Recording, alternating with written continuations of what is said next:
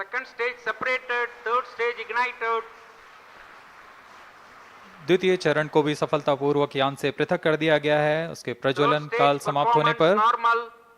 और तृतीय चरण जो कि ठोस नोदक पर आधारित चरण है इसका प्रज्वलन शुरू हो चुका है।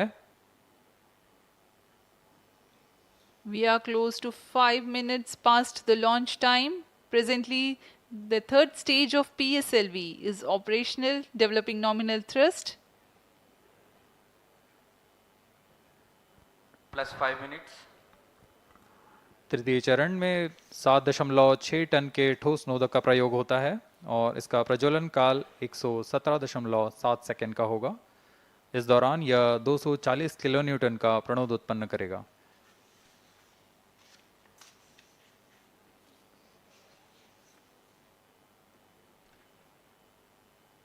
वर्तमान में यान की ऊंचाई 134 किलोमीटर तथा सापेक्ष गति 5.96 किलोमीटर प्रति second.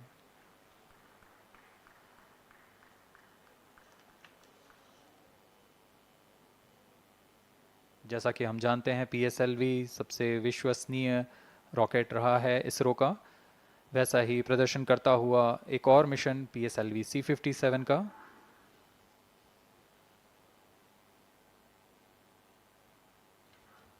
For the present mission, after PS3 completes its burn duration, a coast phase of 200 seconds will follow, in which the rocket will continue to be steered while there is no development of thrust.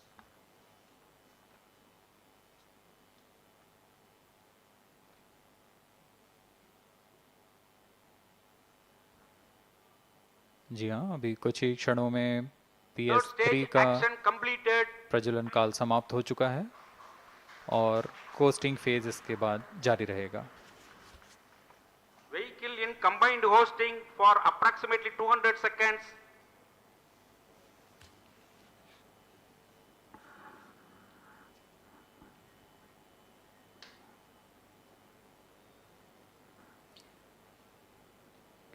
Unique to this mission, the Vehicle PS4 performance normal.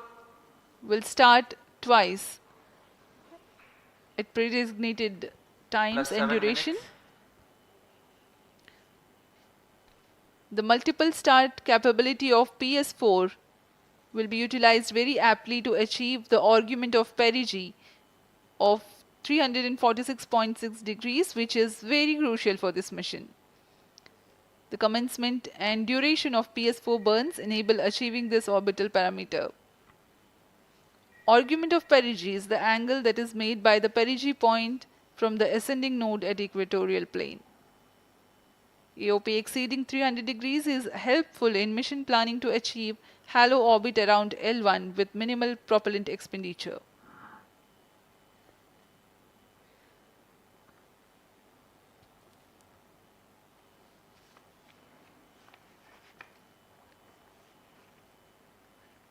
सभी वैज्ञानिक गहनता से अध्ययन करते हुए इन आंकड़ों का जो कि ग्राउंड स्टेशन द्वारा प्रसारित किए जा रहे हैं। वर्तमान में PS3 PS4 combined costing phase जारी है। यान की ऊंचाई 170 किलोमीटर तथा सापेक्ष गति 7.32 किलोमीटर प्रति सेकंड है।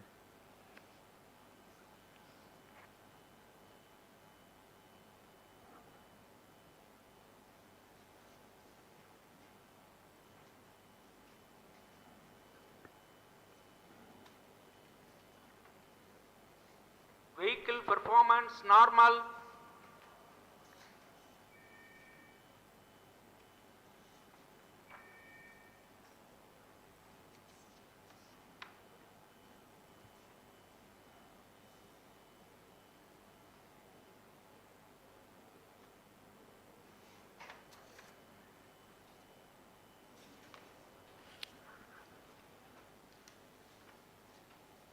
Plus 9 minutes.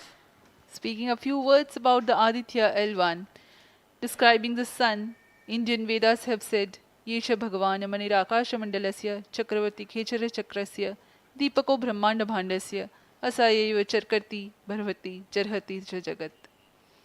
This mighty jewel, the light of eastern sky, who generates, operates and destroys the universe, while the energy of sun, after having filtered by the atmosphere, is available for the sustenance of Earth, the explosive phenomena in sun and the solar flares are a cause for concern to the spacecraft and human space missions. The vantage point for such observations is a place in between the sun and Earth. Third stage separated.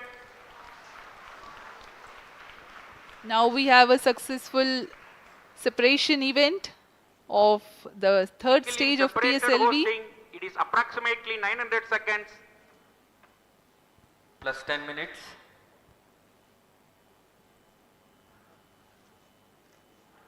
जी हाँ, तृतीय चरण को सफलतापूर्वक Still पृथक कर दिया performance गया है normal. और अब PS4 कोस्टिंग फेज पर है। इस दौरान कोई भी प्रणोद उत्पन्न नहीं हो रहा है। यान प्राप्त संवेग से आगे बढ़ता हुआ और निर्धारित पथ का अनुकरण करता हुआ जा रहा है। We are 627 seconds from the launch. For another 600 more seconds or so, we will be getting tracking data from the BIAX ground station.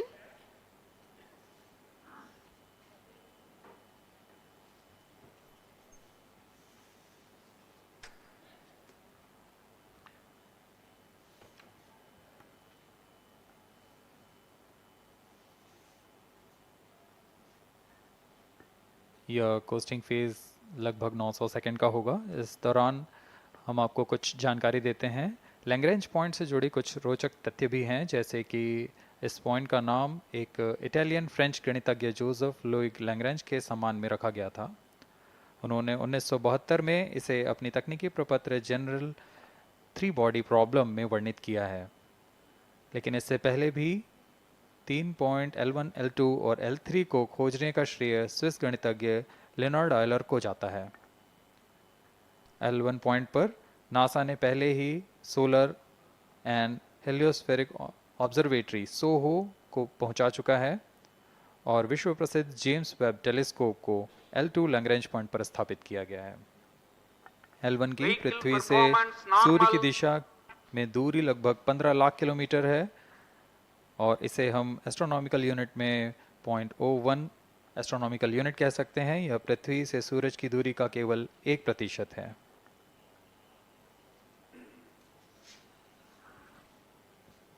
The vantage point for observing sun is a place in between the sun and earth where direct visibility exists to the sun while continuous communication link exists with the earth. These observations will generate a forewarning about disturbances in near earth space environment which could pose danger to the communication systems and spacecrafts. Various thermal and magnetic phenomena on the sun are of extreme nature, which cannot be replicated in labs. The best way is to observe the sun up close.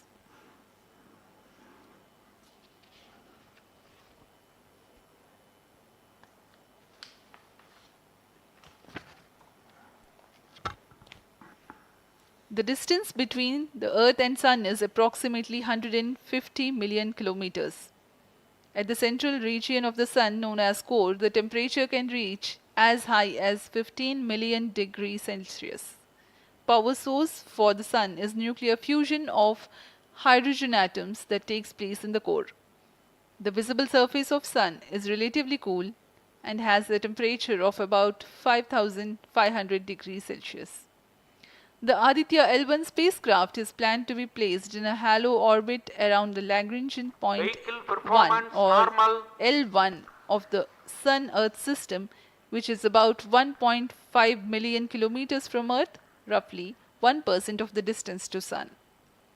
A halo orbit is a periodic three-dimensional orbit near the Lagrange point in the three-body problem of orbital mechanism. The object in this orbit stays in place by the gravity of Earth and Sun. It requires little energy for station keeping. Several probes have been placed in space to observe the Sun by various space agencies. Lagrange's point L1 is a great location for solar explorers such as Aditya-L1, as it allows for an unobstructed view of the Sun that is never eclipsed by Earth. At L1, Aditya-L1 will join spacecraft such as ESA-NASA's Solar Heliospheric Observatory or SOHO, which has been at L1 since 1996. Lagrange point एक ऐसी जगह है अंतरिक्ष में जहां अगर कोई चीज़ पहुंचती है तो वह वहीं बनी रहती है, क्योंकि लैग्रांज पॉइंट पर दो बड़े द्रव्यमानों का गुरुत्वाकर्षण खिंचाव बराबर हो जाता है और इसमें एक अभिकेंद्रीय बल है कि जो कि पिंड को दोनों द्रव्यमान के साथ बनाए रखता है। ऐसे 5 लैग्रेंजियन पॉइंट्स होते हैं पृथ्वी और सूर्य के बीच। इन पॉइंट्स में अंतरिक्ष यान को भेजकर कम से कम ईंधन की खपत पर या उस स्थान पर अंतरिक्ष प्रयोगों को अध्ययन के लिए बनाए रखा जा सकता है। आदित्य L1 उपग्रह को भी ऐसे ही लैग्रांज पॉइंट 1 पर स्थापित किया जा रहा है। अंतरिक्ष यान को यहां तक पहुंचने में 125 दिन का समय लगेगा।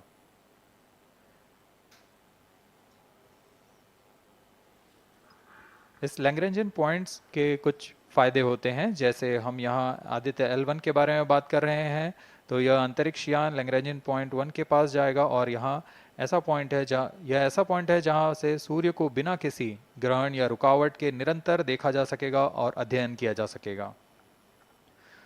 दूसरा फायदा यह कि विभिन्न मापन या विश्लेषणों के लिए किसी भी तरह की रुकावट या कमी नहीं आएगी। वायु न होने की वजह से इससे दूर तक स्पष्ट देखा जा सकेगा। लैग्रेंज पॉइंट पर इस वेधशाला को रखने का मुख्य कारण यह भी है कि यहाँ उपग्रह लगभग स्थिर रहेगा और उपग्रह के अभिवृत्ति नियंत्रण के लिए अधिक ईंधन की आवश्यकता नहीं होगी।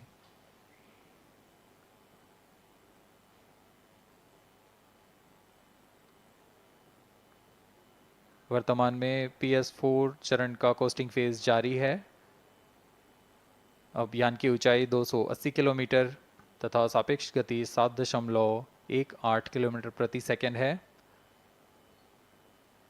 अब यह उचित अभिवृत्ति प्राप्त कर पुनः प्रज्वलित किया जाएगा।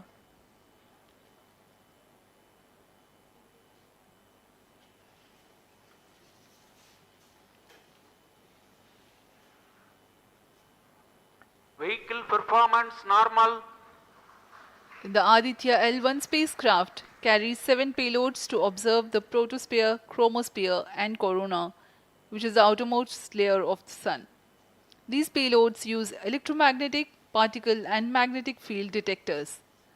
First among the 4 remote sensing payloads is Visible Emission Line Chronograph, VELC, which is a prime payload designed as a reflective coronagraph with a multi-slit spectrograph.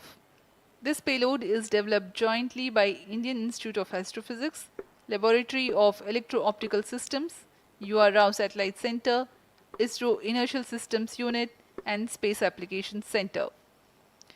The second payload is Solar Low Energy X-ray Spectrometer or SOLEX, designed to measure the solar soft X-ray flux to study solar flares. This payload is developed by UR Rao Satellite Center. Third payload is the Solar Earth Ultraviolet Imaging Telescope SUIT, which is a UV telescope to image the solar disk in the near ultraviolet wavelength range. The payload is developed by Inter-University Center for Astronomy and Astrophysics, Pune, LEOS, URSE and IISU. The fourth payload is High Energy L1 Orbiting X-ray Spectrometer or HELIOS, developed by URSE. Is a hard X-ray spectrometer designed to study solar flares in high energy X-rays. The fifth payload is the one which is meant for in situ observations. This is Aditya Solar Wind Particle Experiment, or otherwise called as ASPEX, which comprises of spectrometers to measure low energy particles and high energy ions. This payload is developed by Physical Research Laboratory.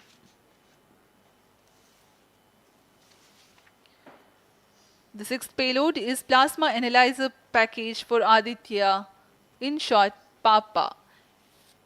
It is designed to understand the solar winds and its composition, and perform mass analysis of solar winds. This payload is developed by Vikram Sarabhai Space Center. The seventh payload is a magnetometer or MAG developed by LEOS, which will measure the low intensity interplanetary magnetic field in space using a pair of magnetic sensors.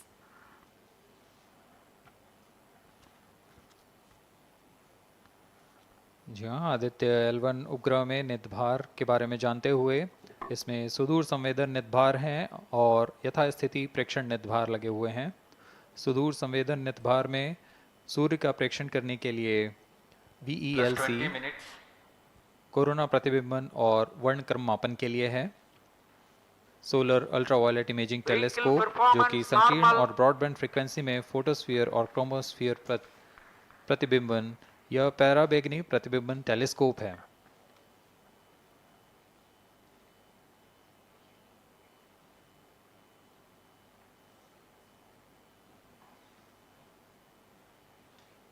इसी क्रम में अगला है SOLEX solar low energy x-ray spectrometer जो कि soft x ray वर्णक्रम मापी है जो कि सूर्य के प्रेक्षण के लिए प्रयोग किया जाएगा।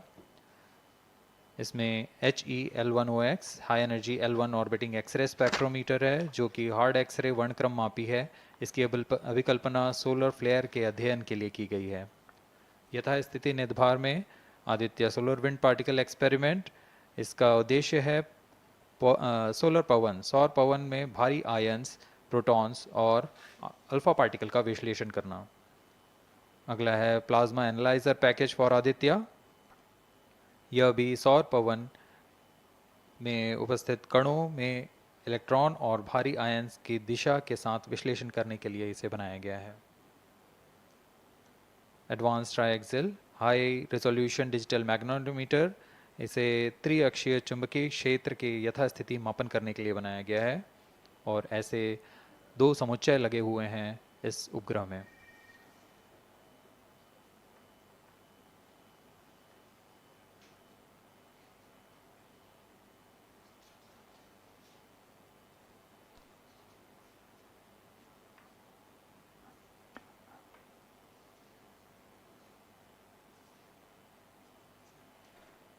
Vehicle performance normal. यान पूरी तरह सामान्य, सभी तंत्र सामान्य रूप से कार्य कर रहे हैं और यान अपनी उद्देश्य कक्षा की ओर बढ़ रहा है।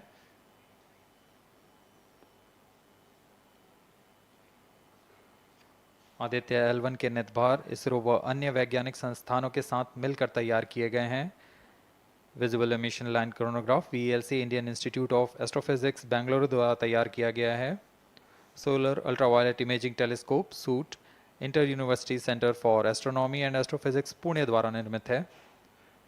सोलेक्स और हेलियोस दोनों ही UR सैटेलाइट सेंटर बेंगलुरु द्वारा निर्मित किए गए हैं। ASPX और PAPA space physics laboratory VSSC Thiruvananthapuram द्वारा निर्मित किए गए हैं। और अंत में magnetometer laboratory for electro optics systems Bengaluru द्वारा निर्मित किया गया है।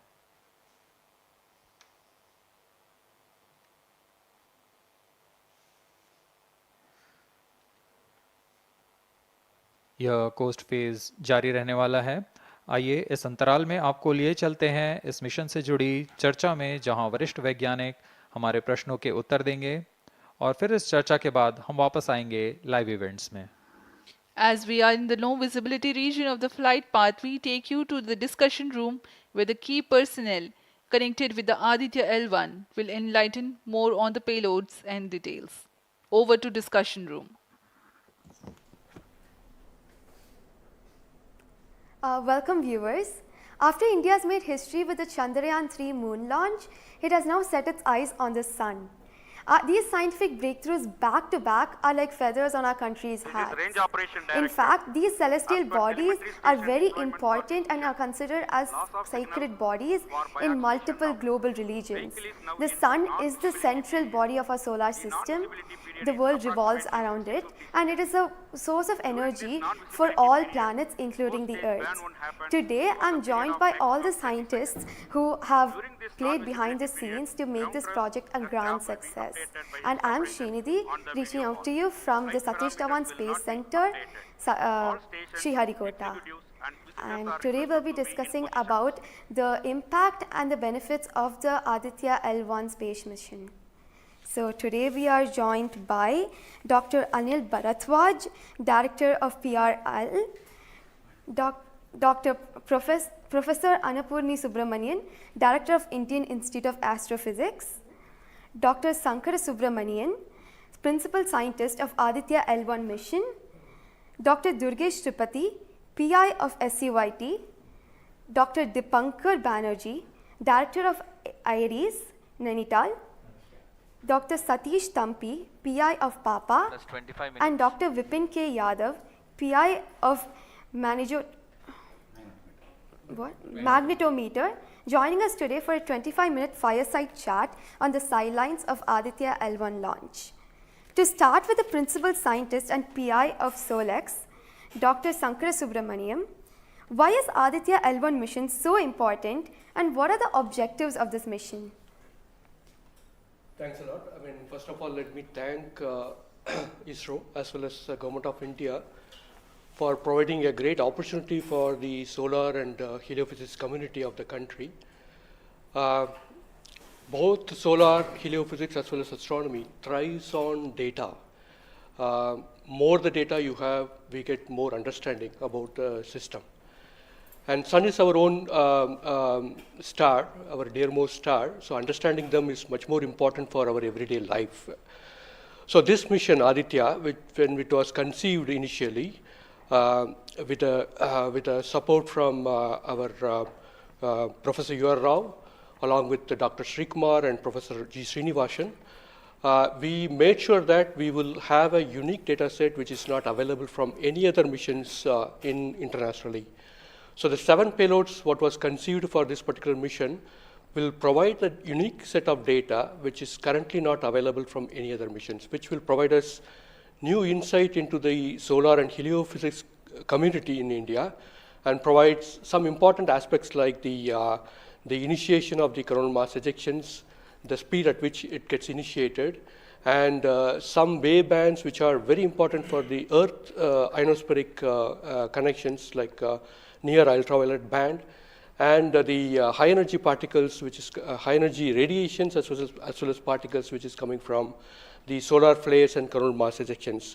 So these are the informations which would be available from this particular mission, which will allow us to understand the sun, its dynamics, as well as the inner heliosphere, which is an important element for the current day technology, as well as the space weather aspects of it. Thank you so much for your remarks, sir. So now we'll move on to Dr. Anil Bharadwaj. So the sun is a very important energy source of life. Having understood that, it creates a trouble when it's angry. How does Aditya-L1 helps us through the mission? Thank you and good morning, viewers. First of all, let me tell you that Aditya-L1 is a multi-wavelength, multi-instrument and multi-directional mission. Multi-wavelength because it works in X-rays, UV and visible. Multi-instrument because there are 7 experiments on board. And multi-directional because it looks not only in the sun direction but also around it. Now when the sun becomes angry, there are 2 types of process which happens. One is solar flares, that means electromagnetic radiation, which reaches the Earth in 8 minutes. But along with that, there is a mass which is also ejected out in form of plasma, and that can take about 2 to 4 days to reach the Earth. What we are looking for from the Aditya-L1 mission is to see the impact of solar flares as well as coronal mass ejections as they come to the Earth. We have instruments which look at not only in the sun direction, but also in other directions, for example, perpendicular to ecliptic or in the Earth directions. The impact is that we need to see when the sun becomes quite angry, what are the ways in which it is affecting the planet Earth, and L1 point being at point L1, which is just 1% away from the Earth, it is able to provide us a lot of new informations of the plasma and the electromagnetic radiations which is reaching the planet Earth. Thank you so much, sir. So now we'll move on to Dr. Annapurni Subramaniam. So the science behind this mission is very unique. So what's the impact of this on the Earth and also on the heliosphere? Yeah, so thank you for having me on this show.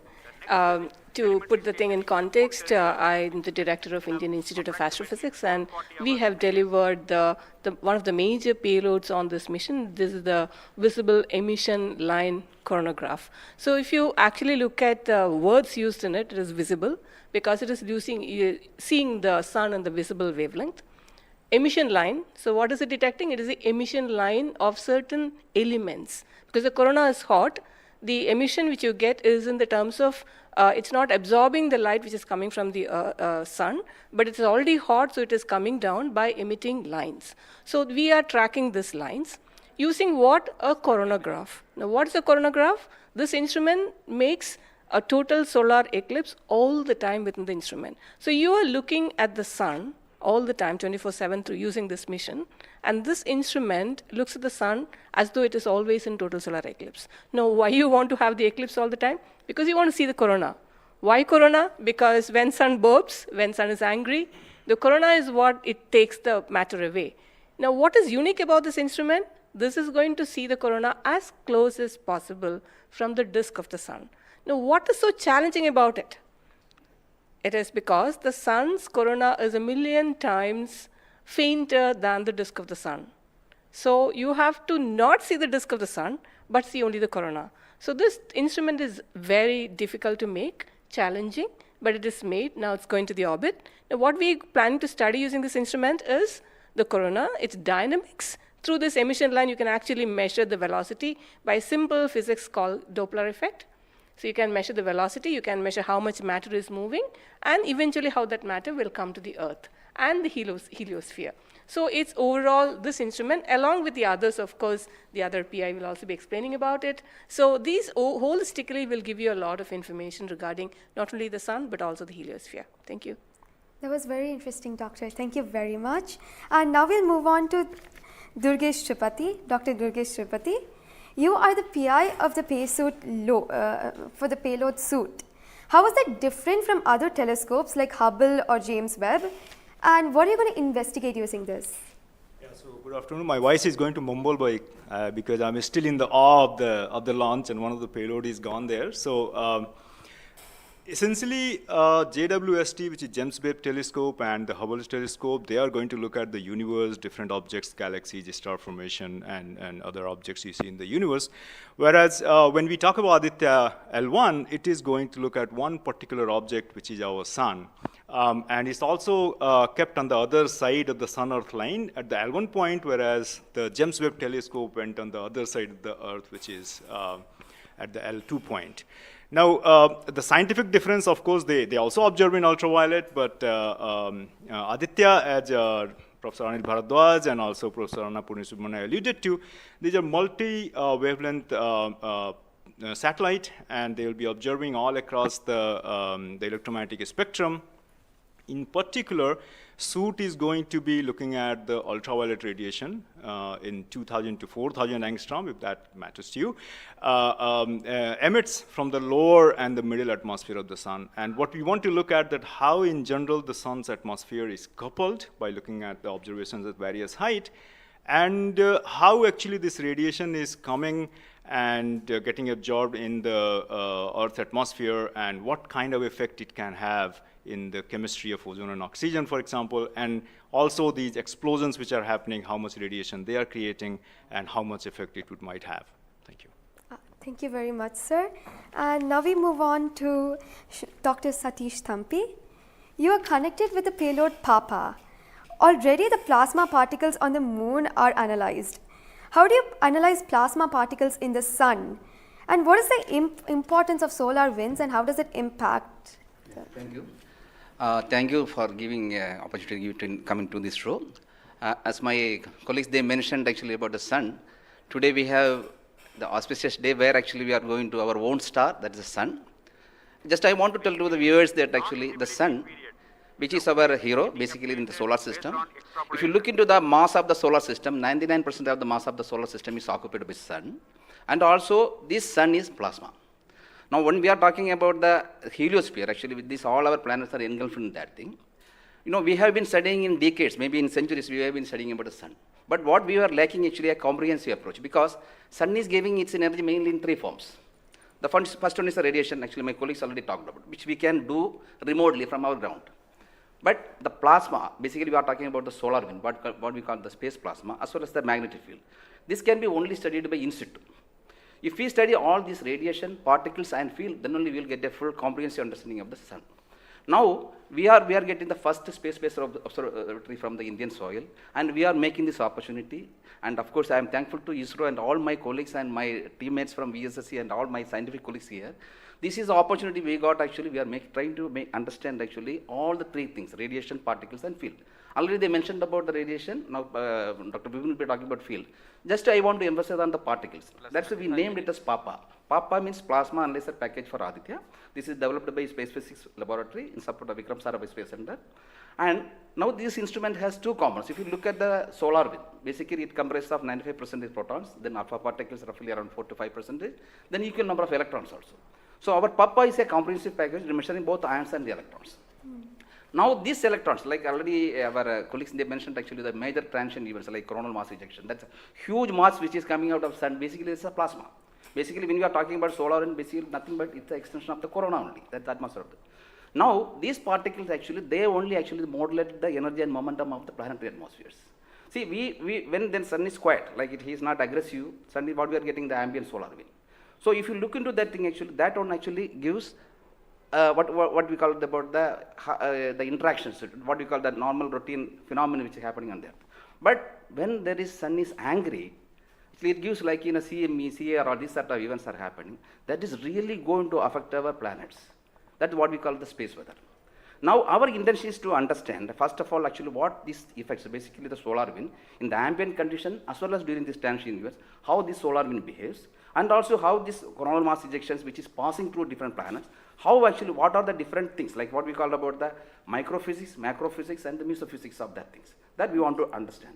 So one thing is actually it's a physics subjective to understand because we are getting an ideal point, Lagrangian point, which is in the sun-earth plane, and we will be seeing the events exactly there. Second thing is actually we can definitely monitor the parameters. Like what actually PAPA will measure electrons and ions, we will be getting energy, direction and angular information, mass information. So if we know these things related to electrons, electrons we don't want the mass, but for the ions we are getting the mass information. Okay. Coupling all this information actually what we can do is we can derive the plasma moments.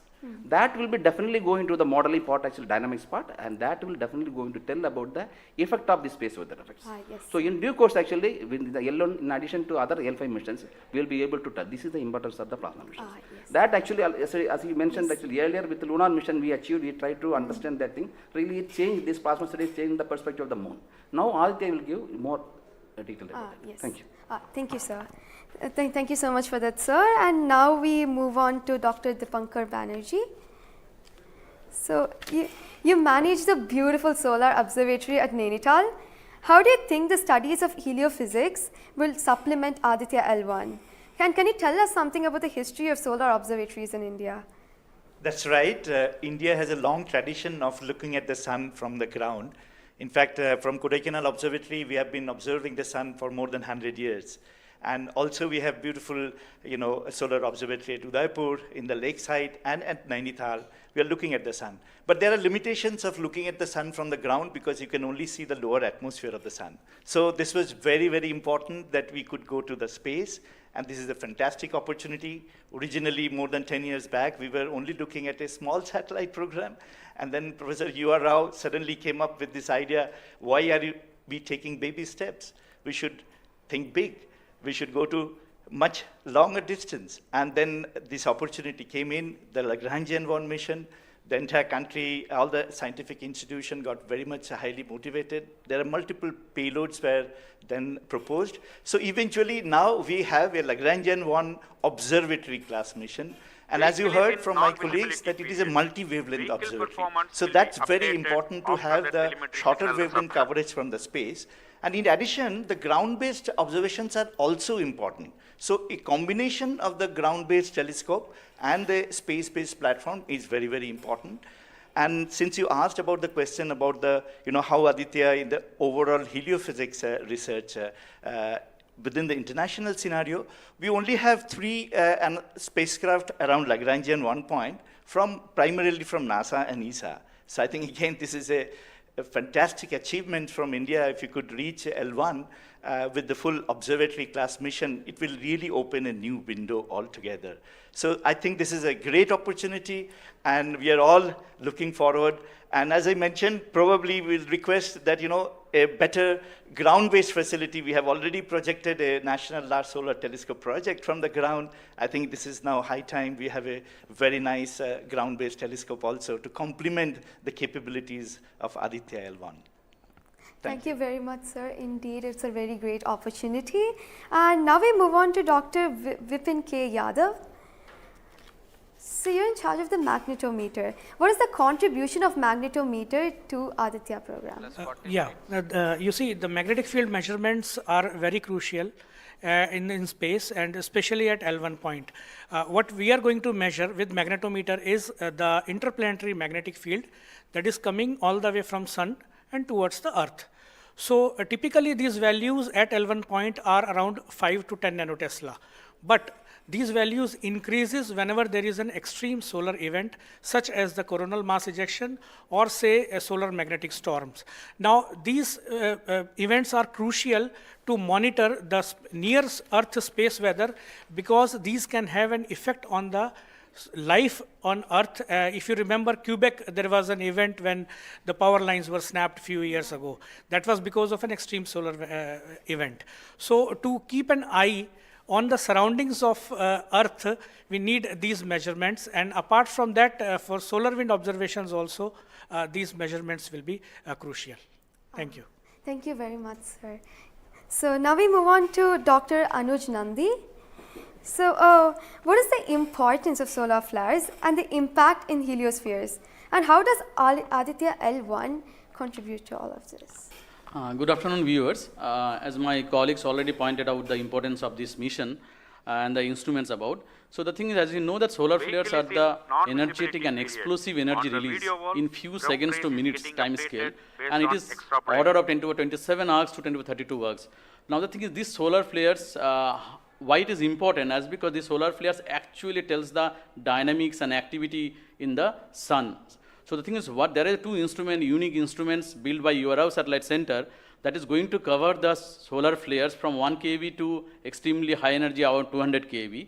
And we know that visible sun is only 6000 degree Kelvin temperature, whereas the outer surface of the sun is million degree Kelvin. So the thing is, why there is disparity? So I think these two instruments, along with the other two instruments, VLC and SUIT, we are going to address this $1 million questions, as well as why there is difference. Thank you. Thank you very much, sir. And now I'd like to go back to Dr. Anil Bharadwaj. So there are many satellites that are sent to the space by other nations. So what makes Aditya-L1 different from these satellites? Well, that's a very good question, because first of all, let me again tell you that India will be the third, or ISRO will be the third space agency to have a mission at L1 point. And I just mentioned that it is multi-wavelength, multi-instrument, and multi-direction, and it measures particle, field, and radiations. So you don't have such kind of satellites existing at L1 point so far and currently. That makes Aditya-L1 absolutely unique, because we are going to measure remotely, in situ, and particles and fields. I was also mentioning about multi-direction, and that is coming from the ASPECTS payload, which stands for Aditya Solar and Particle Experiments. And this is going to measure particles ranging from 100 EVs going to several MeVs, which is essential for us to know, because when the CMEs are happening or the sun is quite angry, the plasma which is coming out from the sun ranges from several EVs to several MeVs. And therefore, we should know in what direction the plasma is coming, and whether the plasma is getting accelerated in between when it comes from sun towards earth. And therefore, there is a multi-direction information which is available from the ASPECTS payload, because it consists of two sensors, SWIS and STEP, essentially giving you in two different energy bands, and therefore we'll be able to quantify the CME, CIRs, and all the processes which is happening on the sun, which gives out coronal mass ejections. Thank you. Thank you very much, sir, for your remarks. And now finally we move on to the principal scientist, Dr. Sankara Subramaniam. So how does How does the Indian science community seek to capitalize on ISRO's space capabilities, especially these observatory missions like ASTROSAT and Aditya-L1? Yeah, so now ISRO has established that it has a capability to send observatory class missions anywhere in the interplanetary medium. ISRO also is developing capability for small satellite missions like a nanosat, CubeSat, as well as the small satellite capability. And that is something which especially a heliophysics community could utilize it, because we can, at a low cost, we can launch many more such instruments which are essential for heliophysics community here in India. So, and also the bigger mission takes its own life cycle, because it requires technologies to be developed for a bigger missions. So in between these big missions, if we capitalize on these small satellite missions, and that will enhances the science capability of our country to the next level. And as you know, the science and technologies are always synergized. As the technology improves, your science improves. When I started my career in solar physics, I started with a photospheric magnetic field. Now we are in a position where we can do coronal magnetic field with Aditya-L1, which was not feasible when I was doing my PhD. So similarly, as we move on and as the technology starts to improve, we would be able to generate much more capable instruments, much more compact instruments, which will enable us to do much more science than what we can currently do. So we look forward to capitalize on ISRO's capabilities, both at the large scale as well as at the small scale instruments, and also its capability for developing new technologies in the near future. Thank you very much, sir. That was very interesting. And to end this, I have a last question to Dr. Dipankar Banerjee. And it's about what kinds of outreach is possible through this launch to energize the scientific community? This is a very, very important question, and we are proud to be Indian now after the Chandrayaan success. I think it's just not the students, it's the entire country is excited. And we got this opportunity to now travel towards Sun. So it is very important that the younger generation, comes into the research and also utilizes the data. These scientific missions are for the community, and it has to be the community driven. So some of our scientists, who have been engaged with this mission for decades, we understand what is expected to be, this data. But the younger generation, they need to be trained. And so for that reason, we also have a Aditya support cell at Nainital, and we are going around in the country. We are regularly conducting workshops. So through these workshops and training program, we really want to reach out to other, people who are particularly in the universities or IITs, because they have so far not been directly involved with the Aditya mission. So I think we are really, really going out, and we expect that the youngsters, the next generation will come and utilize this data, because the data is for the community. So unless, we have more users, we will not be able to effectively utilize the data, scientific data.